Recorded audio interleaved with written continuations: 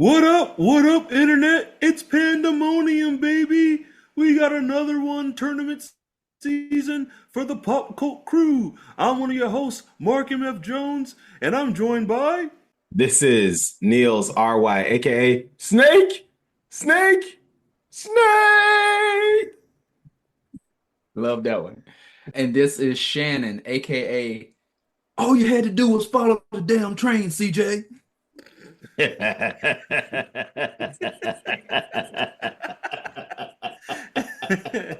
Good, That's good pull, shit.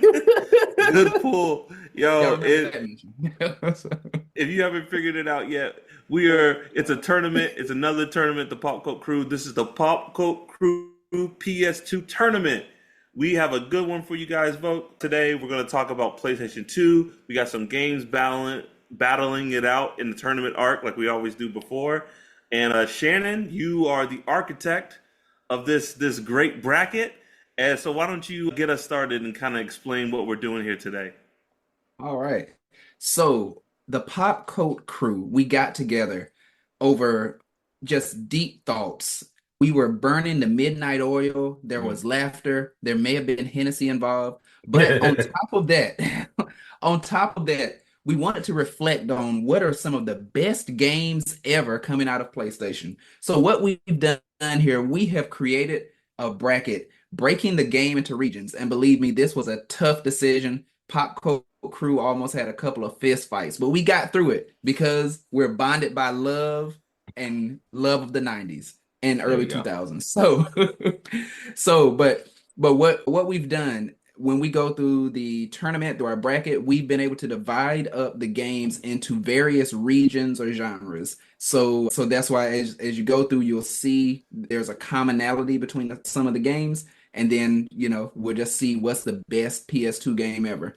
So in terms of the regions, in the versus region, so versus mean, games will be playing against each other. Some could be fighting games, some could be music games, whatever it is, but anything that you can play against someone in and say that you are the victor. And so in the versus region, we've got Guitar Hero, Dragon Ball Z Budokai 3, Tekken Tag Tournament, and Def Jam Fight for New York. In the sports region, we've got Madden 2005, NBA Street Volume 2, NBA Live 2003, and Tony Hawk Underground. In our action adventure region, we have Grand Theft Auto San Andreas, God of War 2, Metal Gear Solid 3, Max Payne. Let me before you finish in it, let me just say, like, what a gauntlet. Yeah. That poor the winner from there is gonna be battered and bruised. But please continue. I know we're gonna talk Exactly. more about it later. Yeah. And I do just want to say, like, we have so many heavy hitters coming at us. We could not rank. We do not have a number one overall seed or number 12 seed or whatnot. They're Yeah, they're there's all no coming out seats. heavy They hitters. just No Yeah. seats. They're just here to No. play. They Yeah. all Yeah. Yeah. it was an invite tournament, and they all came. So Yes. No top dogs, no Cinderella stories, just straight dogs. That's what we got. Yep. So, and in our last region, in our driving slash fantasy region, we have Final Fantasy X, Oh, Burnout say it Revenge. again real quick. Shannon, it kind of went out a little bit. Go Oh, ahead.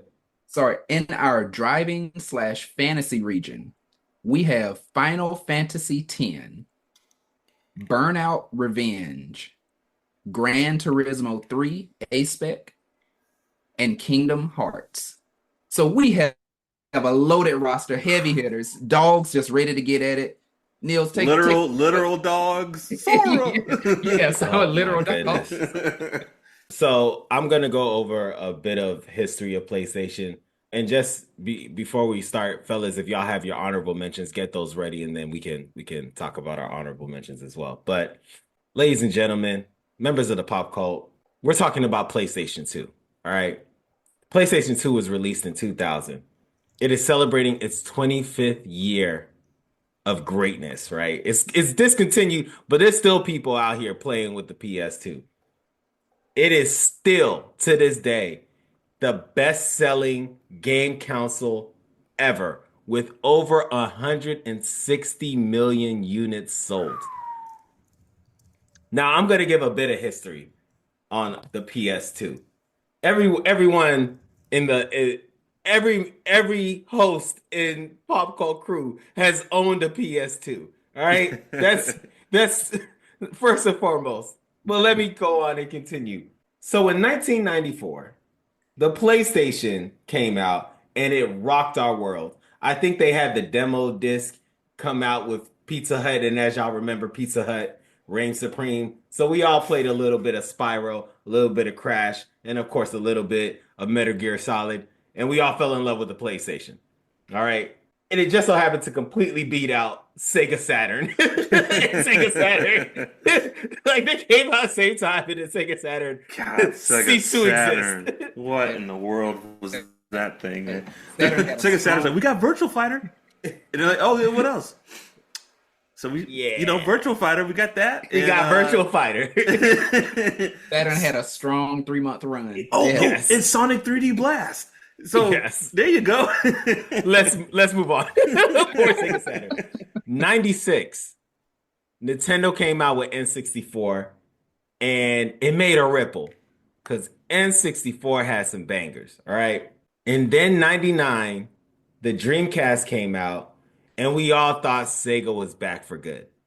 Now, I don't know the graphics were better than the original PlayStation, right? Mm-hmm. And the lore around the Dreamcast was just lovely. Let's not to throw you off track, Nails, real quick. The marketing campaign and the lead up to the Dreamcast, like one of the best. One of the best. Really, really good. It's thinking. And like they would always the commercials, they'd go into the Dreamcast and all the characters were there. It was great. And when you bought the Dreamcast, it came with that white bag. Great job, Sega. Phenomenal. And then in 2000, the PS2 dropped. And that was my video game console for the next 8 years. The next 8 years, that was my video game console. It wasn't until I eventually got Xbox 360 so I could play Halo. But for the 8 years, the PlayStation 3 was already out. And I was still rocking the PS2. So I am not alone because that sucker was in 160 million other households. You know what I'm saying? So that's a little bit about the PS2. And then I remember they're like, and the memory card is 8 megabytes. Mind blown. What does that mean? What does that mean? Oh my goodness. Wait a minute, when I save my data, it's a little 3D icon? What was Yes, that looked like the character or whatever it might be. Yo, just to add something with that too, I was looking out earlier and the PS2, you were mentioning the longevity or how long you had it. The PS2 had a 13-year lifespan. So it was from 2000 to 2013. They were still creating things till they finally discontinued. Like they made their announcement in 2012, 2013, they officially did, but 13 years. And now the expected lifespan is maybe 6 years, something like that per system. They're like, it ain't broken. Like, Negroes are still buying these things. And did y'all, I don't know why I did this, but when y'all turned on your PS2, and you know how they had the blocks, it was like that little, like, nebulous whatever, and like the blocks. If I saw a lot of blocks, I was like, it's about to be a good run today. I was like, my PS2 is running good. It had nothing to do with it. I was like, yeah, we in it today. PS2 is humming good. Every now and then, it'll be a little shaky. Like, come on, Daddy. Come on, baby. Come on, you can do it. One more ride. One more ride. Come on, baby. One more, you can do it. Let me ask y'all, did y'all lay out PS2 horizontal, or did you play it vertically? Did you have it standing up vertical? May I start, Shannon? Yes, go ahead. Go ahead. When your boy started with the PS2, I did the vertical because I thought that was the cool thing to do. And then I was just like, but why? You know what I'm saying? Why? I grew up with Nintendo, right? Yeah. The sucker should be like here. I don't got to worry about stuff banging into the thing or the CD falling out when it's coming out. So Since then, vertical. Everything Yeah. is or horizontal. Everything is horizontal over here. So that's my quick story. Yeah. To answer you first I answer your question with a question. Which one? Which one? So I say this because I ended up having two PS2s because the first one I had the big body PS2 at first, and then remember they had a slim one later. Yeah. Uh, Yeah. Yep. my big body, I started that one off vertical and like similar to Neil's. I was like, this needs to be horizontal. And then on top of it, I never bought the vertical stand anyway, so it was always risky. Like that thing Same. could fall off. Too Same. much risk. Yeah. You jerk it a little too. You jerk it a Yeah. little hard. Nah, not worth it. Not Things worth happen. it. Yeah. Yeah, so I started off vertical, then I went horizontal. That's with the big body, and then the big body died on me at some point, and so I was able to get another PS2 at some point, and then I got the slim one. The slim one, like that was horizontal the whole time. I don't even think you could probably do it vertical, but I feel like the slim one had like a door that popped up, so it didn't really make Yeah. sense to do Mm. vertical. But yeah, basically horizontal for both. Yeah, no, I was horizontal. I didn't have the courage to even the PS2 for me. When me and my brother got the PS2, like we had like an N64, but like it felt like the first piece of like legitimate like hardware I ever like. I was like, this is a computer. It's a computer, you know, like. And when you turned it on, just it was just it was an experience. Just owning one, getting that box, opening it, the controllers, the dual shocks, like it. I said it before. I feel like the PS2 was the one console that for a while it felt like everyone had it. Everyone, if you had a game console, you had a PS2. Yeah, you had some people who had a Dreamcast, but they had a Dreamcast and they had a PS2. You know, people had an N64 and they had a PS2. Like that was the one game that it felt like we all not the game system we all had. And not only that, when it came out, it does what you're supposed to do when you launch a new whatever, right? So nowadays we're getting into like I feel like useless upgrades. Cell phones come out, they do the same thing. iPhone this, Samsung this, it's the same one as its predecessor. Even with some of these game consoles, I don't know, they kind of feel the same to me. I have a Switch, the Switch 2 is coming out. It looks like the Switch with a little bit more hardware, whatever. But it's like, fellas, the PS2, it was like it launched gaming. It's like gaming was here, and the PS2 put it here, and this was the jumping off point for modern gaming. Like I think games are what they are now because of what the PS2 did with its software, hardware, whatever, and like culturally, like just the movement it had. Like games wouldn't be where they are today without the PlayStation 2.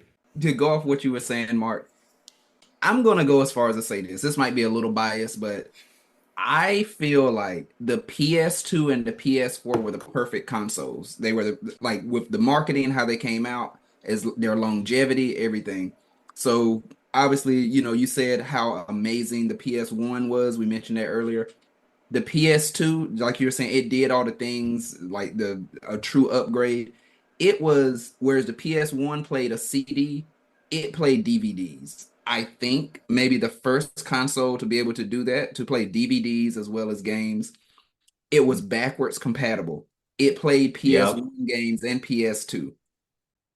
It was the early, I guess, one of the early things of internet, being able to play on the internet. I think Dreamcast was maybe big on that too, but I think PS2 was like, it gave you more confidence in terms of, oh, this is going to be a real thing, like to play people, across the internet on the other side of the globe or whatever. It did all of those things. The games were amazing. There are plenty of PS2 games. If I could play them right now on something, I would play them. And then I'll just say the rest of the things, like you said, PS1 was amazing. PS2 was, amazing. It's only PS3. I think they fell short there because that's where, oh, I also forgot to say the price. I don't remember what the price was, but it was affordable because like everybody had one. So Yeah. Yes. Yeah. yeah, where the PS3 messed up, I'm like, it was in the year 2007, 6, 7, whatever it was, I think it officially came out in in 5. Yeah. 2005. Yeah. But But it, it didn't pick up steam until like a year or two later. yeah. But imagine that it was like 600 something dollars like in that time. So that didn't do too well. Games were great, but it didn't do too well. And then, Hmm. like I said, PS4, I think that was also perfect because it was another upgrade, went amazing. And then, we look at the PS5. I'm like, I haven't played the PS5 of my own because at this stage in our lives, I'm like, well, we've mentioned in the previous episode, I played 11 total hours in 1 year of a, but also the 5, again, we talk about that 6 year lifespan, basically that systems are set to have. The first 2 years of PS5, nobody could really even get their hands on one. These next 2 years, I mean, and then we've been 2 years in, and then I mean, they're already talking about PS6 now, so it's getting close to the end of its lifespan. And then pretty much every game that's really good on PS5, it is something that was on PS4. Like there's a PS4 version as well. I think the only thing that really stands out is like Spider-Man 2 and NCAA coming back football. But anyway, sorry. I love it. Shannon, hold on. Shannon just crafted such a strong and clear argument that was so politely said that y'all ain't doing it like you used to. You're not. You did it right with the PS2, and you ain't done it right since. It's been cool, but you had the greatest. You had the greatest thing. It had longevity. I'll stop after this. But the reason the PS2 is so great, in my humble opinion, is it cost the same amount as a DVD player, except it did everything else on top of being a DVD player. You could play games, you could play music, you could get on the internet when you add that little thing. Like, it was the greatest DVD player ever. And you got the biggest bang out of your buck, in my humble opinion. That's probably why everyone had one, because you were like, well, I'm going to get a DVD player. I might as well be able to do other stuff with it too. So that's probably, and like, in this day and age, like younger listeners won't understand, but like DVDs were just picking up steam. So it made sense. It's like, yo, if I'm going to get a DVD player, I might as well get one that I could play Madden on too. Mm-hmm. That argument worked in a Ghanaian household, and that's why I was able to get a PS2 myself. I knew people who had PlayStation 2s and had no games. They might have had one game, but like they got it to play DVDs. Just saying, fellas. So we heard the list of games. I'd love to talk about some of our honorable mentions before we jump into the tournament. And if y'all don't mind, I would like to start. So there's a lot of games. Even my honorable mentions list won't even hit on all my favorite PS2 games. There's just no... we don't have the time. All right. It's too many good stuff on this game. So I'll start off by saying on my honorable mentions list, Dynasty Warriors, Devil May Cry 3, ESPN NFL 2K5, Mortal Kombat Deadly Alliance, Enter the Matrix, Bully, and last but not least, Hitman 2. Those are on my honorable mentions list. Man, here I got a list, man. Zone of Enders, Dead or Alive 2, Devil May Cry 3. Sorry, I have my list pulled up right here. Midnight Club, Need for Speed 2, Soul Calibur 3, SOCOM, U.S. Navy SEALs 2, SSX Tricky, and I feel like the list goes on and on. Prince of Persia. Both of them. Persia. Even the one that went extra hardcore, I like with the rock soundtrack. Both of them. Like, there was no end to the greatness of PS2 games, man. Yeah. No. Some of mine. WWE SmackDown, Shut Your Mouth. That game was crazy. Like it did all these. You could even throw like snowballs, like you're fighting in the snow. It's just crazy stuff. Like, but it did like everything. But yeah, WWE SmackDown, Shut Your Mouth. Dead to Rights, which was really a Max Payne ripoff, but I feel like it was There was a polarized. lot of those. Yeah. Yeah, yeah, Yeah. yeah. And I feel like it was polarizing because a lot of people be like, that's it was a ripoff as well. But it was a good one. It was good. But yeah, Dead to Rights. Agreeing with Mark, I had this one written down. Prince of Persia, Sands of Time.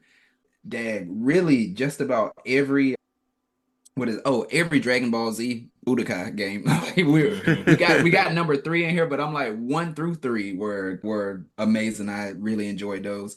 And then I like that you all mentioned, or that you mentioned this as well, the SSX Tricky. So that's one, but EA Big in general, Yeah. they don't do that anymore. And so those games like Street, NFL Street, FIFA Street, FIFA Street. yeah, SSX Tricky, like the EA Big, like They had a again, run, yo. EA Yeah. Sports. Big. yeah, like They again, had that's a what run. they were not afraid to try stuff. That was another thing with the PS2. They had so many games that were like, let's try this. This sounds crazy, but Yeah. and then it turns out to be Def Jam Fight for New York, a hit. So Mm-hmm. Mm-hmm. Yep. All right, gentlemen. Y'all ready? Let's do it. Have mercy on our souls. All right. So, welcome to the Pop Call Crew March Madness annual PS2 tournament. The first and probably only PS2 tournament that we'll have. So, first bracket we have Guitar Hero versus DBZ Budokai. Guitar Hero is a 2005 rhythm game exclusively for the PS2 that had us all feel like we could play the guitar like David Bowie. Shout out to Ziggy Stardust. And that is going against DBZ Budokai 3, a 2004 fighting game. And Lord knows I loved hitting those spirit bombs for the first time. It's just, I used to hate the spirit bomb like in the TV show, but the spirit bomb in Budokai, yay! Go, go. I did it. It felt like you accomplished something. You're like, I lived. I've lived. yeah. Those are our first 2 games. Fellas, y'all want to mention anything, and then of course pick who you are picking. I just want to give a shout out to like PlayStation for even the first Budokai game, which had its like faults, but like to actually give us what we were dying for and craving, a DBZ fighting game where you can do the moves and turn into a Super Saiyan. Like people were, because y'all remember there was in Japan there's the Dragon Ball GT Final Bout, but it's only in. Did y'all ever hear about that? It's only the Japanese game, and it like I remember hearing about this all the time, and it's never come to America. But we finally got what we wanted. It was a fighting game with DBZ characters, so just shout out to that in general. But no, just like giving the fans what they wanted and long longevity. There's good Budokai games, there's bad Budokai games, but just to do it, they did it. So I gotta give them credit for that. And yeah, within it, I mean, I enjoyed Guitar Hero. Like I never had it, but to go to a friend's house or even just somebody's having a party, like it really was, hey, we having a Guitar Hero party. Like you go there, and especially if it's the people who, oh, we got the stuff. We got the guitar you play with, the drum thing, the everything. I will say, like, I enjoyed it, but I hate it whenever I was the one just stuck with, say, the microphone, because I mean, I can't sing in real life, and I could not do anything with it there. What was that game? But that wasn't Guitar Hero. Oh, was that like wasn't Band Guitar Hero. right? That was what? Was it called Band Hero? What was it called? Oh yeah, Definitely. My bad. As you can see, was yeah. It That was was something Hero. it was But band. okay. Was it Band Hero? I don't. Might have been it. Okay, but it was a whole band. We all of got the different things. internet. Okay. So never mind. So Guitar Hero, I did play a couple times. I guess I was okay with it. It was called Band Hero. Band Hero. Okay. Yes. So Band Hero So was that's where you everybody had a little different instrument. Yep. okay. Yep. So in that case, yeah, Guitar Hero, I mean, I enjoyed because therefore I didn't have to mess with a microphone. So I'm with it. But Pop So who Code. y'all picking? Wait. Hold up. Pop Code. This has got to be said because I talked about Guitar Hero. Pop Code. Y'all know, I think I know a little bit about a lot of stuff. But if there's two things I know a lot about, it's Dragon Ball Z and Metal Gear Solid stuff. So to mention, yeah, Dragon Ball Z Budokai 3, when I came across this game, it was a game changer. Loved it. So like you said, you could do all the things, turn Super Saiyan 4, this and that. So that was my favorite game, and I let one of my nephews borrow it. Even still till this day, I'm like, I mean, I'm not mad if it show up. Like if you if you just decide to give it back. But anyway. And then I just Please. say this last bit about Guitar Hero. Guitar Hero is a plot device to probably one of the greatest South Park episodes, at least top 10. The Guitar Hero episode where they get a record deal for playing Guitar Hero Yes. and being Oh being my great goodness. and then the best scene where Stan and Kyle have their falling out and the guy's trying to get Stan a new Guitar Hero partner and he's like, does he know John the Fisherman? He's like, show him, Brad. And he's like, you know, there's no music playing, and the people are like, Just oh, I love clacking. this song. Yes. Yes. Man. Ridiculous. All right, gentlemen. Shannon, you first. Who you picking? I am 100% going Dragon Ball Z Budokai 3. Of course. Of course. Mark, what about you? Fellas, I'm gonna go with Guitar Hero, and here's why. If this was Budokai Inchikai 3, different story. But it's just Budokai 3, not the strongest of the Budokai games.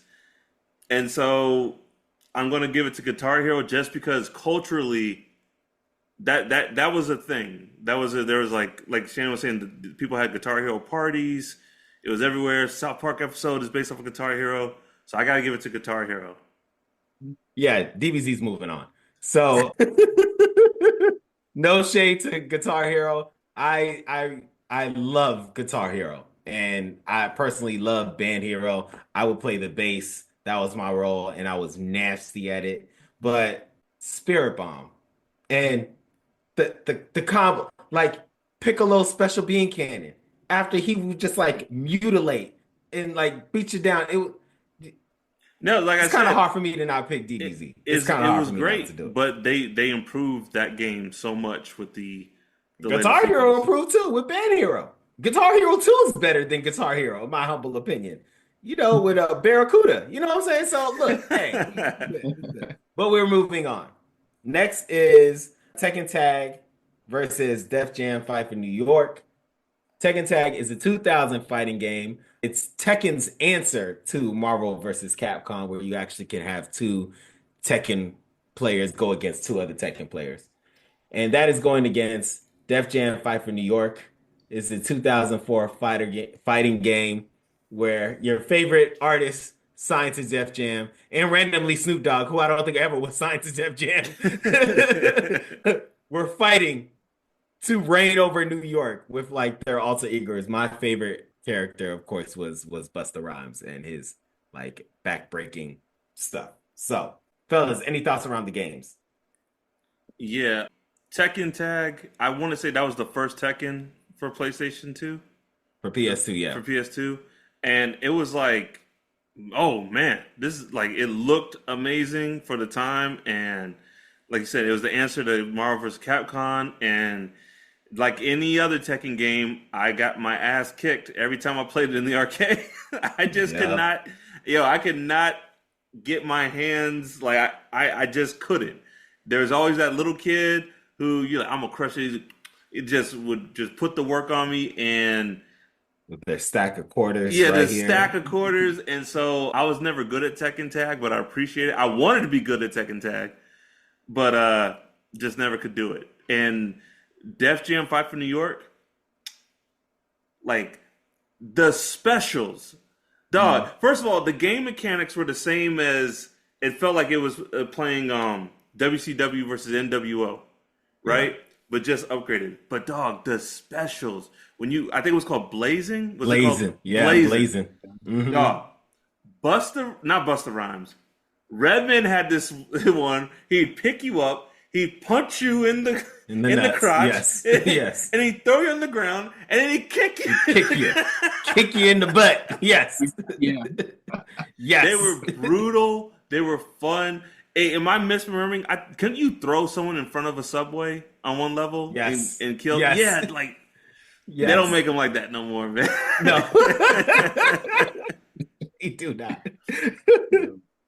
But yeah, similar for me. Tekken Tag, I never really got into it, not for a dislike or anything, but it was one of those things where a friend had it. We played it a couple times. It was cool.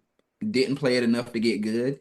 But yes, Def Jam Fight for New York. I was a big Vendetta player. Like I had Def Jam Vendetta, which was the first one.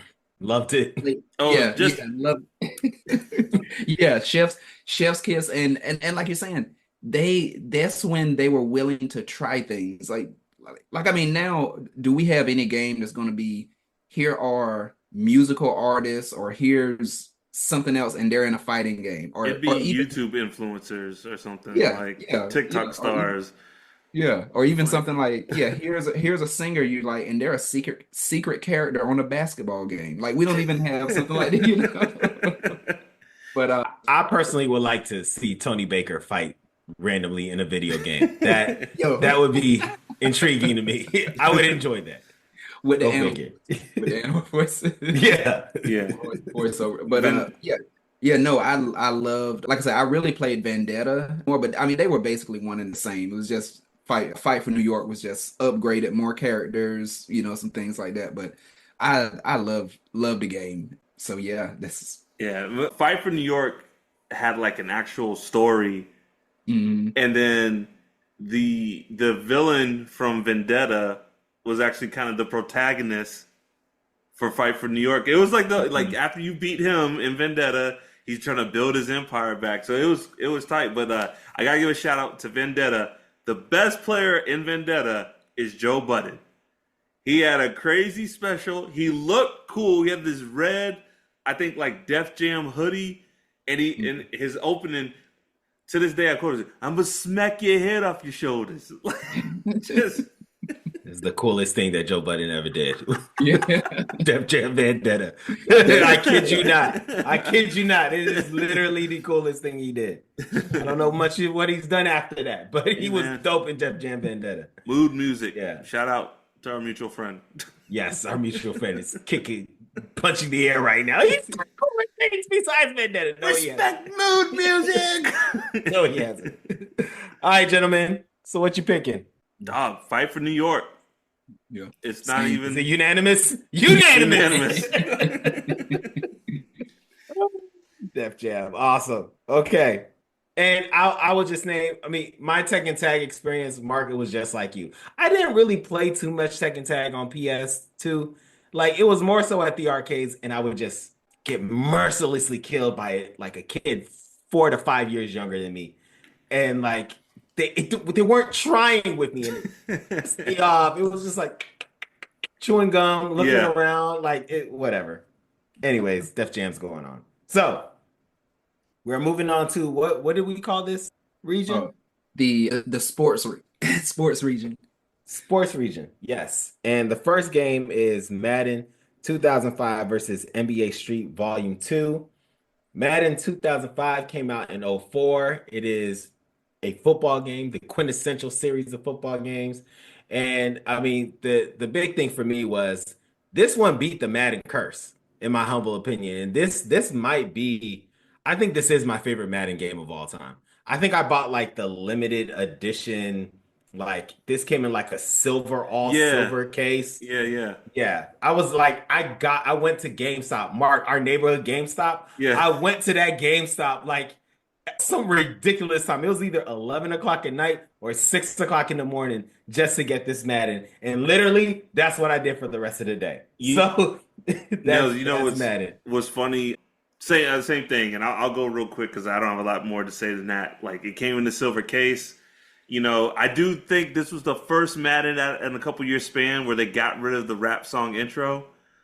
Yes. So that kind of broke my heart. I was like, and even the soundtrack, like, Madden used to be like a Source album. Yes. And Great then mixtape. Great mixtape. after '05, they're like, man, we're gonna like evergreen this out a little bit. But And I always appreciated the like one rock song that they put. that made the cut. Yeah, I'm like, oh, that's cute. Yeah, get into it. Yeah, where's Exhibit though? Hip-hop. But there was that same GameStop, our neighborhood GameStop. I was in there and they had, how they had the cutouts, and I was like, "Yo, what do y'all do with these?"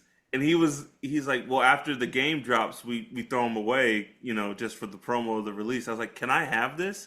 And he was like, "You come back tomorrow and you can have it." So I had this cutout of Ray Lewis in my room, this big old cutout. And I remember my parents were like, my dad was like, he wanted to say no, but he's probably too tired. He's like, whatever, boy. And just like, I put it in my room. He's just like, I don't. How and why? I'm not even a Ravens fan. I was like, you're just going to throw this away, this art? Ridiculous. Like an idiot. And like it was pieces, so I had to like take it apart in GameStop. Like the Madden seal was like its own piece. I had to like take it apart, put it back. Like it was wild. It was a wild time. But I did not know that. That is wild. I did not know that. Yeah. For me, Madden, two things I really loved about it. You mentioned Ray Lewis. I'll never forget the commercial they had where Ray Lewis, his intensity, like they're lined up there. They got like maybe 2 yards to go to get the first down. And the first down, how when you watch the game on TV, it's this yellow line that's marked or whatever. Ray Lewis steps up to it and he's like, "You want to get the first down? You got to come through me." And he picks up the yellow line, backs it up like 5 yards, and he's like, "Let's go." Like, you got to come through me to get it.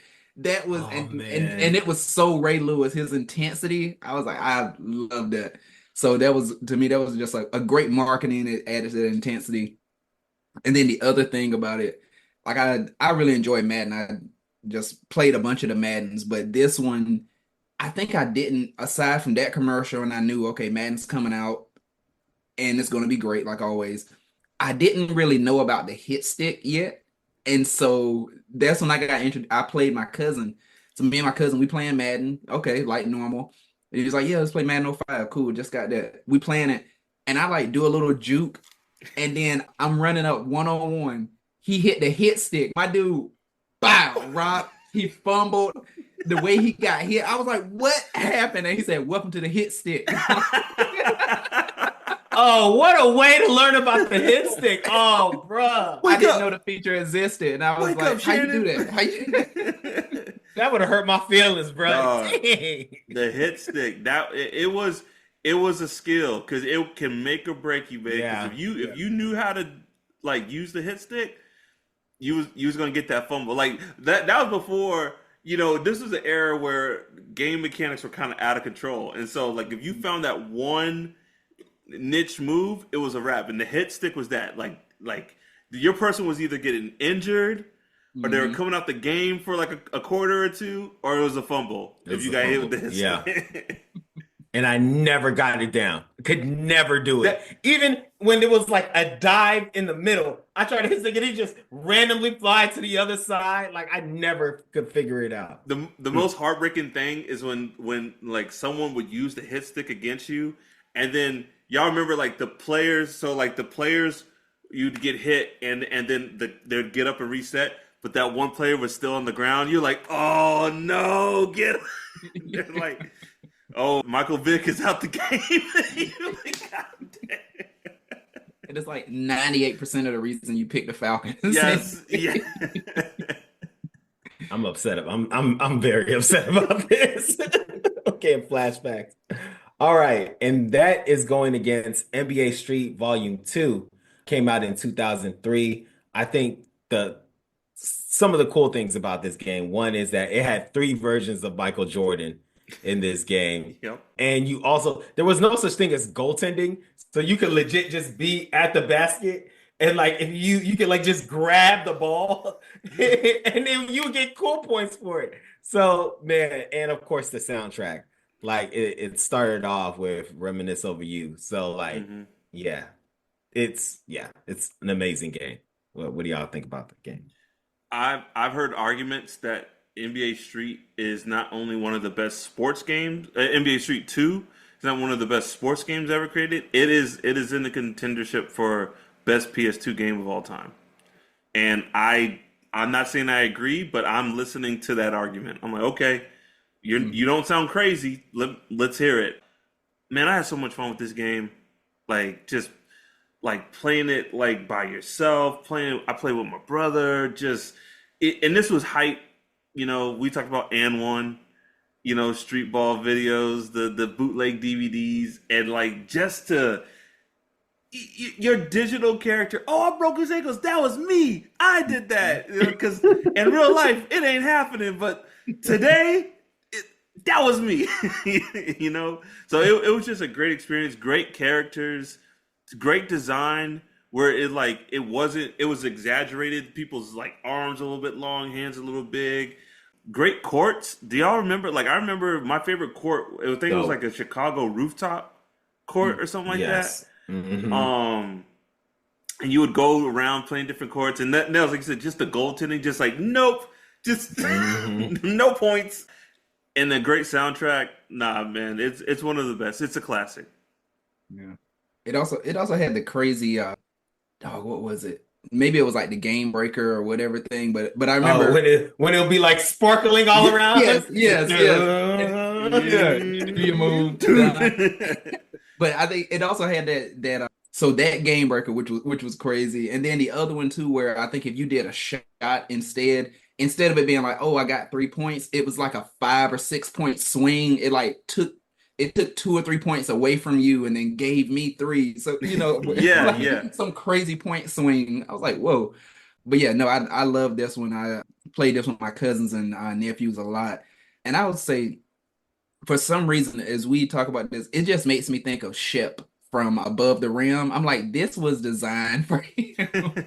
Like he wasn't doing all the street ball moves, but I just imagine, because you have somebody out there, they come in playing in shorts and Tims, like, and I'm like, that is Shep all day. I was like, let me go ahead out here, do some moves, drop 30, go back before my lunch break is over. Like that's how when he got on the court, it was legit the sparkling. He just went in to the end of the game. Yes, I feel you. All right, y'all. So how you voting? EA Sports, big. Street, dog.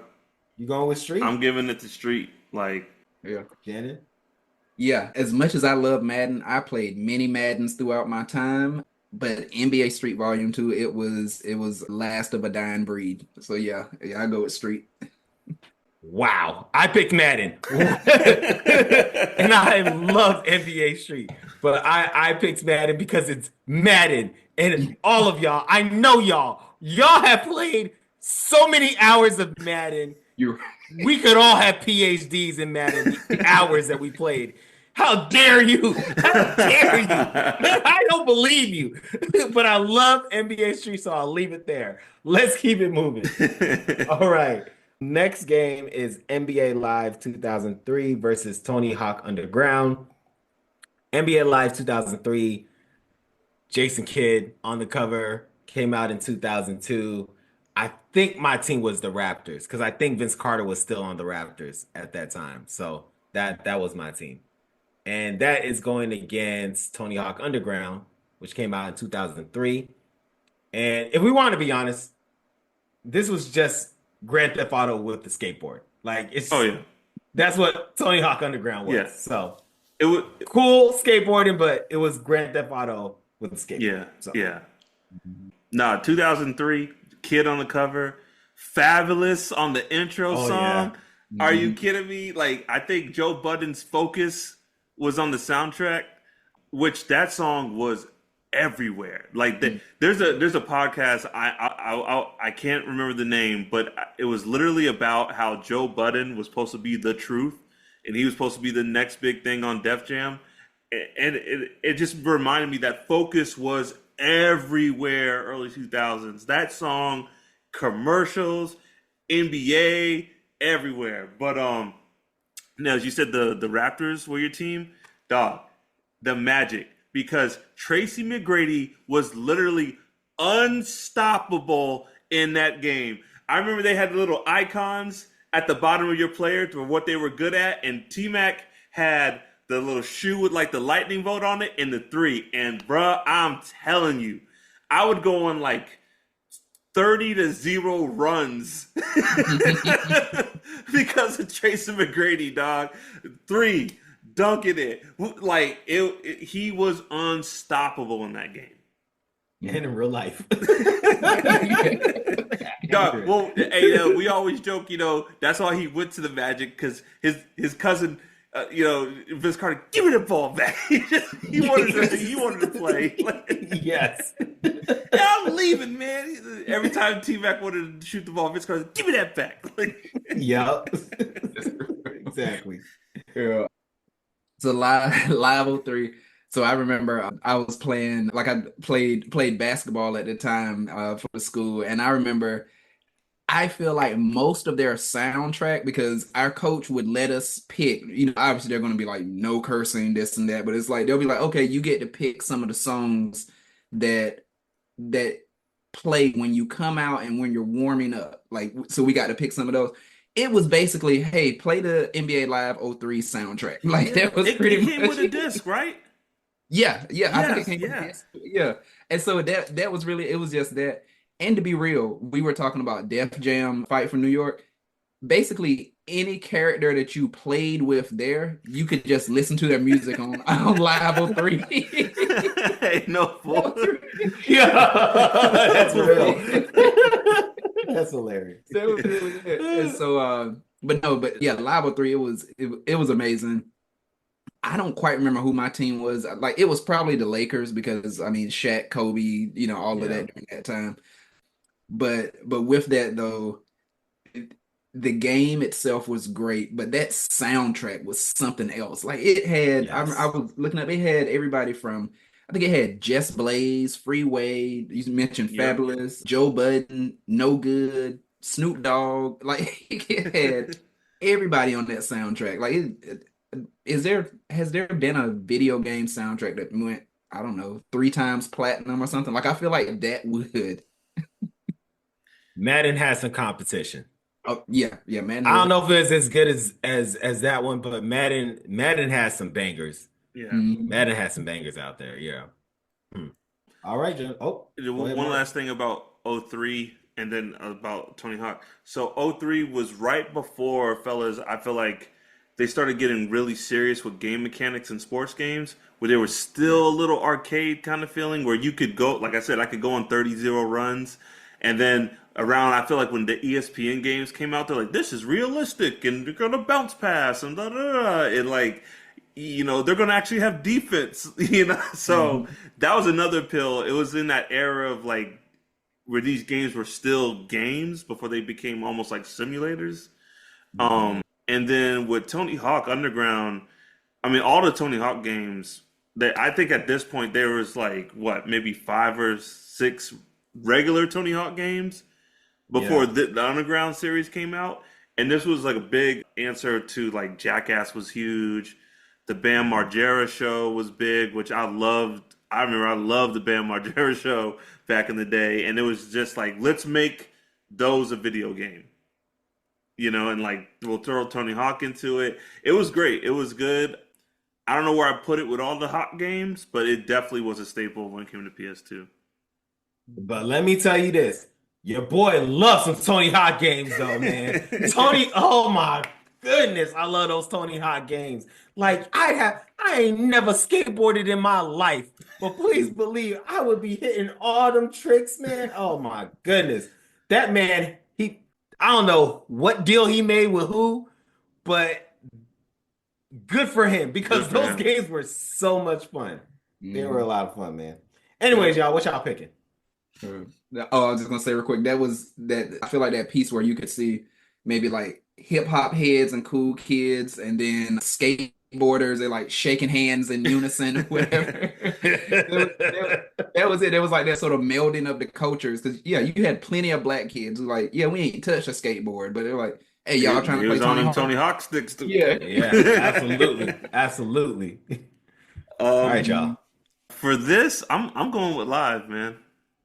Mm, same. Okay. Live Shannon? 03. Live? Yep. All right. Yep. Unanimous. NBA Live it is. Let's move on. Moving on. And the next quadrant, Shannon, again, the name of the quadrant again, sir. The next quadrant, we will be in the action adventure quadrant. Action adventure quadrant. And we're gonna start off with Grand Theft Auto San Andreas versus God of War 2. Lord have mercy. This was, can I just say, fellas, this was the one when I was like, man, I might need to call them real quick and figure out if we need to move the teams for a first round matchup. This is a championship matchup for a first round matchup. But let's talk about the specifics. So, Grand Theft Auto San Andreas came out in 2004. It is a PS2 exclusive. I played this game too much. All right. Like I'm pretty sure I never beat it, but I played this game a lot and just want to give a shout out to CJ and Grove Street. So, fellas, y'all want to talk about, I feel like we should just spend some time here and then I can talk about God of War 2. Yeah, man. Like I really didn't play a lot of the God of Wars. I think I played one a little bit. I didn't play two, but San Andreas, that run. Let's just keep it real. PlayStation might have had the best run when it comes to Grand Theft Auto games. Well, and now Rockstar, they don't really make them that, because I get it. They make a Grand Theft Auto game now, and it lasts for 6 years, 5 years. So why make another one? But you got Grand Theft Auto 3, which changed the game, made it a 3D experience. Then Vice City, that I remember in, I don't know if you guys ever got the magazine Electronic Game Monthly. It got a platinum. It got a perfect score, a 10 out of 10. And I think San Andreas got a 10 out of 10. And it just, every game in the PS2 when it came to GTA, they just upped it. You can do this now. You can do this. And in San Andreas, remember, you could work out. You had a cell phone. Can you have a girlfriend in San Andreas? And then you said beat the game. I was like, were people out here beating Grand Theft Auto games? Because I just got on there and just lived. I beat Grand Theft Auto 4. Yeah, look, that Russian dude was on a mission in Grand Theft Auto 4. Him and I, we went to work, and when he accomplished what we need to do, and he took his butt back home. Yo, no, we went to work over there. All the other ones, I'm not sure. Yeah, I just lived in the game. I just went and did stuff, and it was great. And that's how I spent my time in all these games. I mean, every time I do a mission every now and then, but I was just like, all right, what's CJ gonna do today? What am I gonna have CJ do today? Is he gonna steal a car? Is he gonna go work out? Is he gonna get fat? I don't know. We'll see what happens today. Go to the club, dance. Yeah. You got a timing? Yes. Oh my goodness. Yeah. Yeah. No. Is he gonna bump into someone? Hey, what's up, fool? Like, yo, and don't get caught in the wrong territory, because they had the whole gang territory. The gangs, yes. You go over here and all of a sudden you're just walking down the street, and what was the rival gang? Like they wore pink or yellow, or like there was multiples. And and all of a sudden it's just you walking by yourself, and about 7 people are shooting at you, like just because you walked in there. Or you can load up a car with like 4 of your gang members, and now y'all doing a drive-by. Yes. I forgot about that. You just pull everybody in green, like, yo, come on, let's bust these fools. And they'll just jump in the car and ride with you. Randomly shoot them. That's why I never beat the game. Yes, that explains it. I was having way too much fun just rolling around San Andreas. Oh my goodness. Before we move on, it's not San Andreas, but it's one of the funniest clips I've ever seen. Whatever the current GTA is, it's like open world, everyone's playing online. So this guy goes and he steals a car from this house, and he's driving away, and all of a sudden you hear this guy's like, he's like, bring it back, dog. He's like, just bring it back. And he's like, dog, are you in the back seat? And they both start in the car. They both start in the car. They both start cracking up. He's like, just bring it back. And dude was like, yo, you want me to stop by the paint shop or something? He's like, no, just bring it back. That was the amount of respect that is so like that just the mutual respect. Like, yeah, you got me. I'm bringing it back, and like it's a real car. He's like, just bring it back, dog. So funny. Oh man! All right, y'all. God of War 2, 2007 PS2 exclusive. I also call this Zeus is legit the worst. That is what I call this game, and it is a continuation of all of Zeus, of Greek mythology of Zeus just being the worst and just betraying a guy who literally killed your son in the previous game to become the God of War, and then you're gonna want to test him and betray him, and chaos ensues. But yes, y'all, thoughts on Gods of War? Well, I guess Mark, you already said you didn't really play too much so God you of guys War. just go ahead. Yeah. No, it was vicious. I remember, of course, when God of War came out, that changed the game in terms of that. And then God of War 2, I mean, it was even more vicious because like he never just beat somebody like bow bow, I punched you, I win. It's just like, yes, I beat you, and then I cut It's off your arm. personal. Yo, Shannon, Yeah. every single fight is personal. Yes. And he does the worst stuff. Like it's what is it? Like Helios, the god of light or whatever. He's like, okay, this is what I'm gonna do. I'm gonna cut your head off and use it as a lantern so I can walk in the dark. Like what? Who is it Mercury or whichever or I forget the names, but the one who can run fast and has like wings on his feet, the god of Yeah, I think Yeah, I it's forgot Mercury. his name. yeah. I But think that's the Roman name, though. yeah, that's Oh, the Hermes. Yeah. Is it Hermes, yeah. Yeah. Hermes, yeah. It's like, okay, cool. This is what I'm gonna do. I'm gonna cut off your feet, and now I'm gonna go fast. Like it's just like crazy stuff. But oh my, it's so sorry to interrupt, Shannon. But it was like it's not even just that he used their stuff, it's how he kills them. It's like when you get Yeah. to the point of the game when like they're dead, it's just like it's like a Mortal Kombat fatality. Mhm. Like each single god, this dude is just so mad. Each single god turns into a Mortal Kombat fatality. It's Yeah. as a teenager, it was lovely to watch. It was. Like your boy enjoyed it. Yes. Especially you get your button presses right because like, okay, now press square. All right, now they're gonna show it. Do your do like a circle or whatever. Yeah, he was vicious, and we were allowing that. We were doing Yes. Yes. Very much so. Very much so. All right, fellas, y'all ready? Yeah. All right, what y'all picking? I mean, I'm giving it to GTA. Yeah, absolutely. GTA. Unanimous. Unanimous. This might be San Andreas, man. I don't think we've ever been on the same page as much as we have been so far in this tournament. And again, that's tough because God of War was great, or God of War 2 Great. was great, but it's just come on, it's San Andreas. God of War 2 is considered one of the greatest video games of all time, right? They have made like 4 other God of Wars, and they still say God of War 2 is the best. So, not to, hype up GTA San Andreas, but that was a fight, all right? And it shouldn't have been unanimous, but we all love San Andreas, so it is what it is. Next game, Metal Gear Solid 3 Snake Eater versus Max Payne. I'm going to start with Max Payne because Metal Gear Solid, Shannon, we're going to have a conversation. Just a quick conversation. Yeah, of course. So, Max Payne came out in 2001. And fellas, if we wanted to be honest, there's only one reason why this game is on the tournament, and it is because of bullet time. Yeah. And you know what?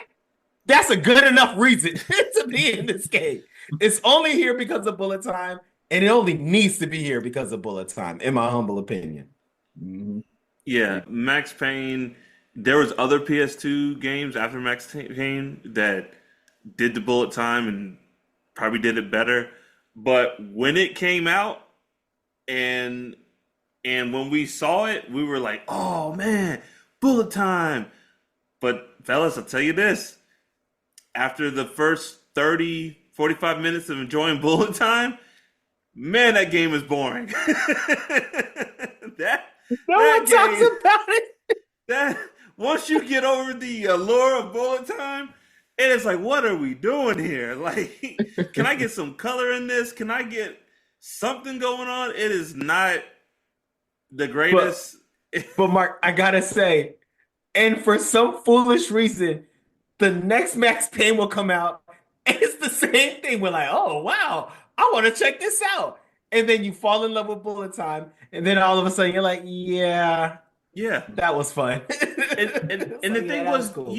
they even limited your bullet time, so it wasn't even like it's like the Devil May Cry, right? They were like, you know what, unlimited ammo, whatever. That like, who cares where his ammo comes from? It's unlimited, and you have a ball playing that game.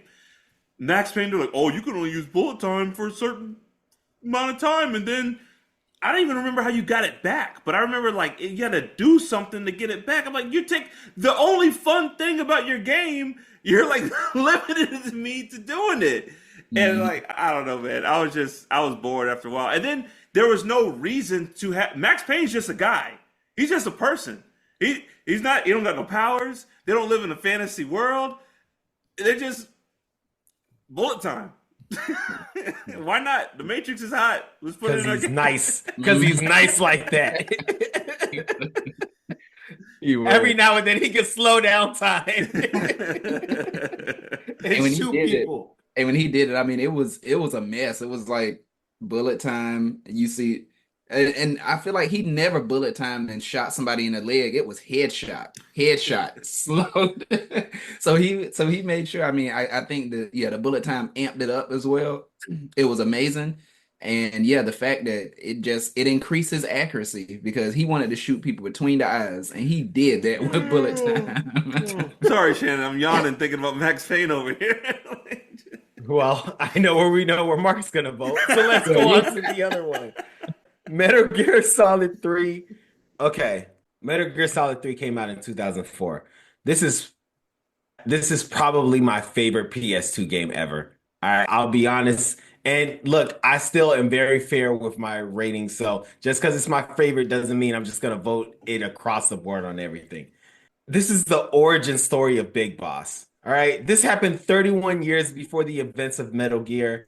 And I don't care what anyone says. This video game probably has the greatest ending of any video game ever. It's definitely the greatest ending of any video game I played in. Your boy has played some video games, but the way the story, I was in tears playing a video game at the end because of realizing what just happened.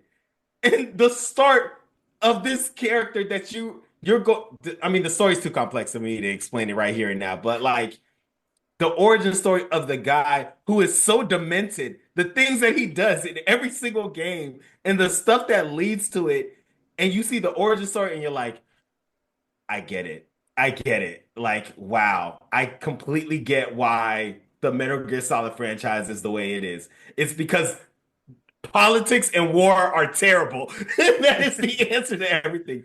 Politics, war, and a mecha that can shoot nuclear weapons is a bad combination. And it creates one of the greatest video game franchises ever, in my humble opinion. Shannon, I'll turn it to you. Yeah. Whew.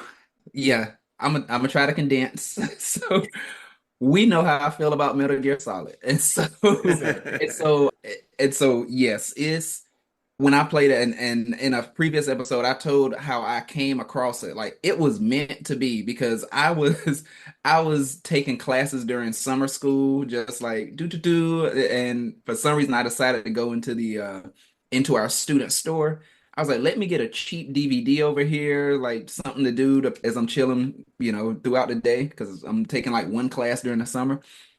And I come across and like there are $5 or $20 greatest hits bin. I was like, wait, Metal Gear Solid 3.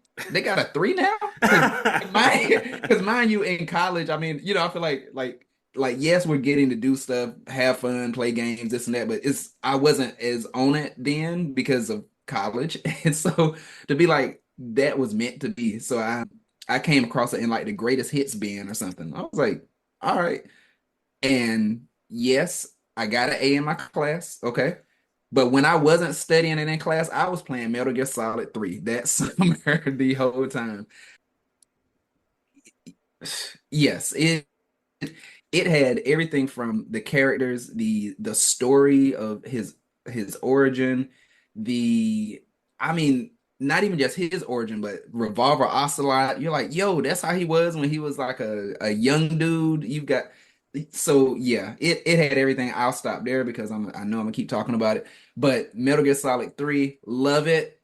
And it was probably the most one of the best stories as well. I know Neil said this, but I also just gotta mention I've played Metal Gear Solid 5. I think it would be considered 5. But anyway, Metal Gear Solid Phantom Pain, the one that's on PlayStation 4. That is a convoluted story. I still haven't beat the game. I don't know what's happening. I just go out there and do missions. I know I'm supposed to go from point A to point B, but Metal Gear Solid 3 had a cohesive story that was also this sort of twist that was heartbreaking in the end. So yeah. Yeah. I didn't play a lot of the Metal Gears. Oh, go ahead, Nels. Well, I got two things to say. One, shout out Shannon. I think your first episode of Pop Cult Crew, back when it was called Pop Cult Parenting. Parenting, yeah. No, parenting or pop culture parenting. I think it was pop culture parenting. I think we had the whole thing on there. That was your first episode. And brother, I think we spent almost 2 hours talking about Metal Gear Solid. And we only mentioned the word clone at like the last 30 minutes. And shout out to us. So like that's number one. And then two, tell me if I'm wrong. Mark, almost all these games on here I borrowed from you. But did you give me Metal Gear Solid 3? I think I did. Like I think I got it for you like for your birthday or something, or I can't remember, man. But like I'm pretty sure you did. Mark, you are a great friend, man.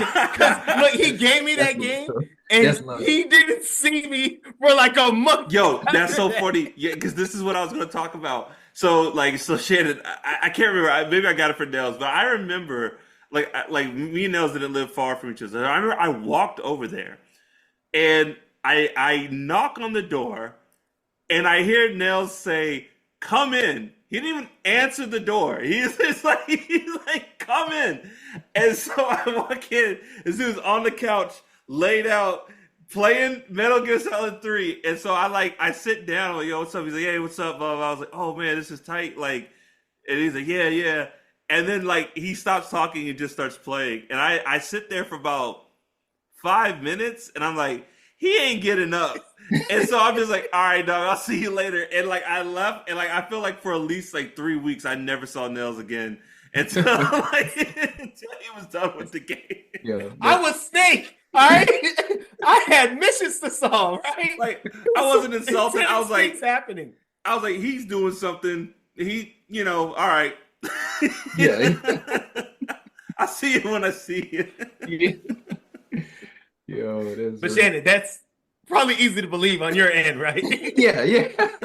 Hey, like I said, I think it was meant to be because I found it at the perfect time. Like all I was doing was I was going to class, doing my work. It was summer school, so a lot of my friends weren't even there. So I'm like, man, I'm playing this all day during the night. So yeah. Good times. Anyways, do we have to do a vote? It's just going Metal Gear Solid. Yeah, it's Metal Gear Solid. Yeah, you're going unanimous? All right, great. Let's keep it moving. Next two in our fantasy racing bracket, right, is Final Fantasy X versus Burnout Revenge. Final Fantasy X came out in 2001. It is considered not only one of the greatest Final Fantasy games, even though it doesn't have Cloud in it, which I find fascinating. It is considered one of the great. It's not just one of the greatest Final Fantasy games. It's considered one of the greatest video games of all time. So there's that. And then also shout out to Blitzball. If you play Final Fantasy X, you would realize they got a game within the game. And your main character is a beast at Blitzball. So you can spend the whole game just playing Blitzball if you really wanted to. It was and I did. And I did. Any thoughts around Final Fantasy X? It was a big deal because this was the first Final Fantasy game for PS2. It was the first Final Fantasy game that was actually going to have voiced over characters. Like all the previous Final Fantasy games, you had to read. There was no talking, even in the cutscenes. No talking. But this was the first one to have, voice characters, and it was a lot of fun. I don't know about you guys. I have this place in my heart for RPGs where like I really want to play them. I really want to be into them. I've bought in a lot of RPGs just to like kind of. I think Zelda on N64, the first one, Ocarina of Time, is the only RPG I've ever beat in my life. Nope, I take that back. I take that back. The only other turn-based RPG I've ever beat from completion was Pokemon. I was about to say, I was like, yeah. I know a game that you beat. But other than that, I don't know what it is. I respect RPGs. I like them, but I just never am able to finish them. This game, I didn't finish. I think Nails, I passed it on to you. You sure did. And this was another game you didn't see me for a few weeks. He gave me this game, and I think you gave me the game book. The game guide. I had the game guide. And it was like half a month passed away, and I was like, "Hey, Mark, what's going on? I'm done with your game. Here you go." I played that sucker every day. I woke up, ate cereal, played that game, went to bed for like 2 weeks straight. I was having a ball with that game. I played it a lot. I think I played it up to when the goth girl joined you. Mm-hmm. I forget her name. But then, I don't remember her name. Yeah, Goth girl. but then, I don't remember none of them names. I don't remember the main character's name. Blonde hair with a sword. That's his name to me. Titus, right? Titus. That sounds about right. Titus. Yeah, Titus. I think there was a goth girl. Maybe I'm mixing up. No, there was a goth girl. She was the witch, and she had like a teddy bear, and she would shoot spells and blow things up. Yes. And I think after that, I was just like, I'm out of here. And I was like, I can't play Blitzball for the rest of my life. I just can't. I want to. So, but appreciate everything it was. Final Fantasy is a staple in gaming, and it deserves the respect that it gets. Yeah. I don't have a lot to say about it. I hadn't really played the Final Fantasies. I know they're amazing, but yeah, I hadn't really got into them. So I guess if we made this comparison with the tournament, I'm gonna say they're a West Coast team. I haven't really got to see a lot of their games, a lot of their footage to compare. But no, I know they're great. Well, again, shout out to you, Mark, because the only reason I know about Final Fantasy is because you let me borrow this game, and I kept it hostage for weeks. And the only other thing is, like, it was new for this Final Fantasy was like it was like a multi-hit stick. You had to like do a timer. It was similar like with Devil May Cry. I always got that circle thing, and you got to time it right. Final Fantasy did it, and I think it was the first one to do it. And the game was so popular, they did a sequel to the game. So there was like a lot of people think it's Final Fantasy 12. No, it's Final Fantasy X 2. It's like they sequeled a game and made not call it 11. And that game actually had a good little opener. Do you remember the girl from part 1? She's like in a girl group now for some reason. Like you saved the world. It made no sense, bro. No, I saved it made world. No sense. Now I'm in I Destiny played one Child. level and turned it back to GameStop. I was like, what is this? No, Titus. What is going on? She saved the world and like she's like, now I'm on TRL. Like and I got guns. Like for some reason. And then like Charlie Angel's posing every 5 seconds. I'm like, what are we doing right now? So whatever. Anyways, the other game is Burnout Revenge. Burnout came out in 2005. And yeah, I feel like it was Mario Kart and Need for Speed. Mm-hmm. If they had a baby, it would be Burnout Revenge. I just remember bumping into folks. That's a good way to put it. Mm-hmm. And Burnout, like I talk about Max Payne making the best thing about your game the hardest thing to like enjoy. Burnout as a series gave the people what they wanted. Burnout was like, you know why people go to NASCAR races? For the crashes. So, so we're gonna give them that, and like they put in so much detail and time into the crashes. Yeah, there were some games that were just. It was almost like it was physically fun to play it, and Burnout was one of those. I remember me and my brother just like hours playing Burnout Revenge, and I think we had a couple of. I think we bought every Burnout for PS2 when it came out because we just loved this franchise so much. And It was a black like no, that's the perfect way to put it. Mario Kart, Need for Speed, Burnout. Yeah. And this is where marketing worked at its finest because I had Madden '06.